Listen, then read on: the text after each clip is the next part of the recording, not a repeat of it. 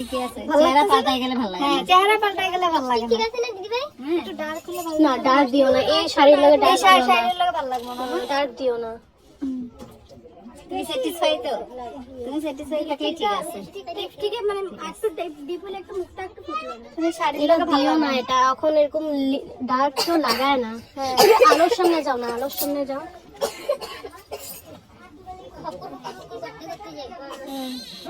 বেশি লাইট লাগে না? লিপস্টিকটা বেশি।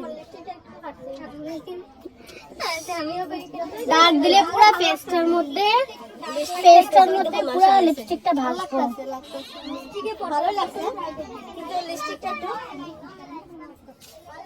একটু উজ্জ্বল হইতো লিপস্টিকটা দিলে। লিপস্টিক তো দেখি না আমি। তো লিপস্টিক এরকম কি লাগে? আপনি দেখুন লিপস্টিক কালারটা খাস হইছে না, না, লিপস্টিক হয়েছে না। লিপস্টিক আরো ডার্ক দেবো একটু ডার্ক ডার্ক লাগে। আমি ডার্ক লাগাই সব সময়, আমি সব সময় ডার্ক ইউজ করি। ডার্ক লাগবে, ডার্ক না লাগলে লাইট লাগে। ঠিক আছে, যাও। মিষ্টি দি, মিষ্টি দি।